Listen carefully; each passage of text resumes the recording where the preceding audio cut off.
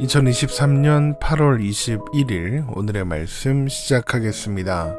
오늘 나눌 말씀은 요한복음 3장 22절에서 26절 말씀입니다.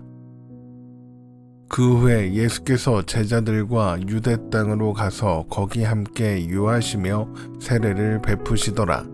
요한도 살렘 가까운 에논에서 세례를 베푸니 거기 물이 많음이라. 그러므로 사람들이 와서 세례를 받더라. 요한이 아직 옥에 갇히지 아니하였더라. 이에 요한의 제자 중에서 한 유대인과 더불어 정결 예식에 대하여 변론이 되었더니 그들이 요한에게 가서 이르되 랍비여 선생님과 함께 요단강 저편에 있던 이 곧 선생님이 증언하시던 이가 세례를 베풀매 사람이 다 그에게로 가더이다. 아멘. 예루살렘에서 니고데모를 만나 거듭남에 대하여 가르쳐 주신 예수님은 이후에 유대 땅으로 가서 거기 유하시며 세례를 베푸셨습니다. 요한복음 3장 22절입니다. 그 후에 예수께서 제자들과 유대 땅으로 가서 거기 함께 유하시며 세례를 베푸시더라. 유대 땅은 유대의 지방을 의미하는 말로 예루살렘이 아닌 지역을 가리킵니다. 예수님은 그곳에서 세례를 베푸셨습니다. 물론 요한복음 4장 2절에 의하면 이 세례를 베푼 것은 예수님이 아니라 예수님의 제자들이었습니다. 요한복음 4장 2절입니다. 예수께서 친히 세례를 베푸신 것이 아니요 제자들이 베푼 것이라. 그러면 이 세례는 예수님과 아무런 관계가 없는 것이겠습니까? 당연히 그렇지 않습니다. 제자들이 임의로 세례를 베풀지 않았을 것이고 예수님도 그들과 함께 계셨을 테니까요. 그래서 요한복음 3장 22절에서는 이 세례를 예수님께서 베푸시는 것처럼 기록하고 있는 겁니다. 요한복음 3장 22절의 말씀 다시 한번 읽어보겠습니다.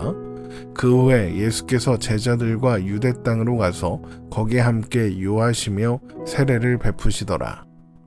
그렇기 때문에 이 세례는 명백하게 예수님의 행적과 깊은 관계가 있으며 또 예수님과 연결지어 생각해야 하는 문제인 겁니다. 그러면 요한복음이 예수님께서 세례를 베푸셨다는 것을 소개하는 이유는 또 무엇일까요?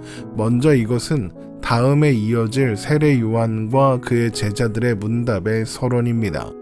요한복음 3장 23절에서 26절입니다.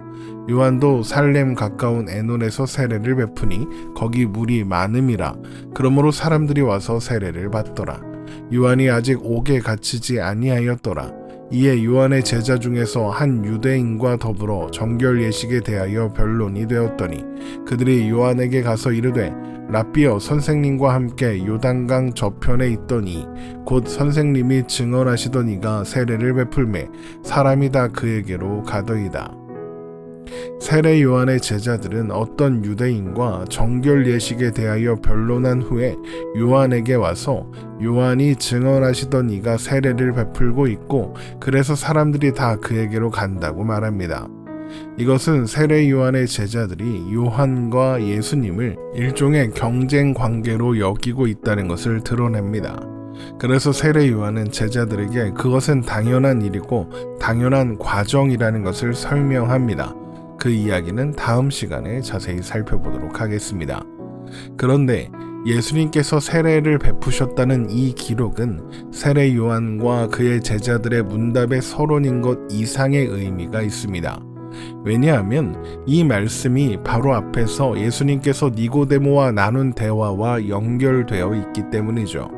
바로 앞에서 예수님은 니고데모와의 문답에서 물과 성령으로 거듭나지 않으면 하나님 나라를 볼 수 없다고 말씀하셨습니다. 요한복음 3장 5절입니다. 예수께서 대답하시되 진실로 진실로 내게 이르노니 사람이 물과 성령으로 나지 아니하면 하나님의 나라에 들어갈 수 없느니라. 그리고 유대 땅으로 가셔서 세례를 베푸시는 겁니다. 요한복음 3장 22절입니다. 그 후에 예수께서 제자들과 유대 땅으로 가서 거기 함께 유하시며 세례를 베푸시더라. 그러니까 거듭남에 대한 예수님의 말씀과 예수님께서 세례를 베푸셨다는 이 기록은 서로 분리된 별도의 사건이 아니라 연관되어 있는 겁니다. 그러면 어떤 연관이 있느냐? 바로 세례가 물과 성령으로 거듭나는 일과 밀접한 관계가 있습니다. 세례가 물과 성령으로 거듭나는 일을 설명하는 일종의 시청각 자료라는 것이죠. 물론 그렇다고 해서 세례에서 물을 뿌리거나 물에 잠기게 하는 행위 자체, 세례 예식 자체가 물과 성령으로 거듭나게 하는 방법이라는 것은 아닙니다. 세례 예식 자체가 사람을 거듭나게 하지도 않고 거듭나게 할 수도 없습니다. 사람이 행하는 어떤 예식이나 행위도 사람을 거듭나게 할 수 있는 것은 없습니다. 하지만 세례는 물과 성령으로 거듭나는 것이 무엇인지를 보여주는 중요한 상징이 되는 것 또한 사실입니다. 지난 8월 14일 요한복음 16번째 묵상에서 살펴보았던 것처럼 물과 성령으로 거듭난다는 것은 물은 말씀이신 그리스도를, 성령은 성령님의 역사를 의미합니다. 그래서 말씀이신 그리스도가 선포될 때 성령님께서 역사하사 거듭나게 된다. 이렇게 설명드렸죠. 요한복음 7장 38절에서 39절입니다. 나를 믿는 자는 성경의 이름과 같이 그 배에서 생수의 강이 흘러나오리라 하시니 이는 그를 믿는 자들이 받을 성령을 가리켜 말씀하신 것이라. 예수께서 아직 영광을 받지 않으셨으므로 성령이 아직 그들에게 계시지 아니하시더라. 말씀이신 예수 그리스도와 예수님께서 이루신 십자가의 사역이 우리에게 선포될 때에 성령님께서 역사하사 말씀을 말씀으로 받아들이게 하시고 예수 그리스도를 주님으로 영접하고 고백하게 하신다는 겁니다. 이것이 우리가 거듭나는 과정이다라고 할 수 있는 거죠. 물론 이것은 과정을 설명하기 위한 것이지 이 과정이 순서대로 순차적으로 일어난다는 의미는 아닙니다. 동시다발적으로 일어나는 사건이다. 이렇게 이해하시면 되겠습니다.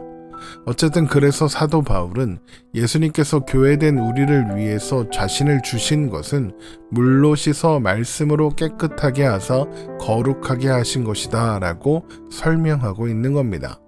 에베소서 5장 25절에서 27절입니다. 남편들아 아내 사랑하기를 그리스도께서 교회를 사랑하시고 그 교회를 위하여 자신을 주심같이 하라. 이는 곧 물로 씻어 말씀으로 깨끗하게 하사 거룩하게 하시고 자기 앞에 영광스러운 교회로 세우사 티나 주름 잡힌 것이나 이런 것들이 없이 거룩하고 흠이 없게 하려 하심이라.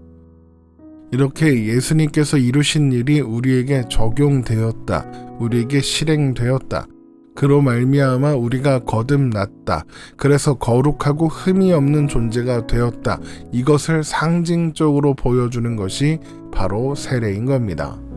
그러니까 세례라는 예식을 통해서 깨끗하게 되거나 거룩해지는 것이 아니라 물과 성령으로 말미암아 거듭난 사람, 그래서 예수님께서 이루신 일로 말미암아 예수 안에 있는 사람이 깨끗한 자요 거룩한 자인 것이고 세례는 그것을 드러내는 상징인 것입니다. 그렇게 그리스도 예수 안에 있는 사람은 예수 그리스도의 이름을 힘입어 하나님 앞에 나아갈 수 있는 존재, 거듭난 존재가 되는 것이죠. 그래서 예수님은 자신이 가시는 길, 십자가의 길을 세례라고 표현하시는 겁니다. 마가복음 10장 38절입니다. 예수께서 이르시되 너희는 너희가 구하는 것을 알지 못하는도다. 내가 마시는 잔을 너희가 마실 수 있으며 내가 받는 세례를 너희가 받을 수 있느냐. 예수께서 받으시는 세례, 십자가가 우리를 거듭나게 하고 깨끗하게 하는 것입니다. 그리고 바로 이것으로부터 그리스도인이 시작되는 겁니다. 예수님께서 세례 요한에게 세례를 받으시고 물에서 올라오셨을 때 하늘로부터 이는 내 사랑하는 아들이요 내 기뻐하는 자라 라는 선포가 들려왔었죠.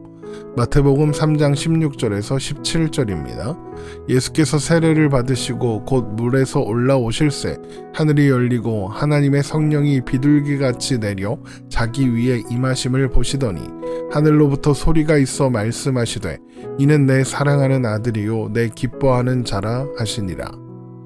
그리고 이 동일한 선포가 우리가 예수 그리스도의 보혈을 통해 세례, 곧 씻음을 받을 때에 거듭날 때에 우리를 향해서도 들려오는 겁니다. 너는 내 사랑하는 아들이요 내 기뻐하는 자라.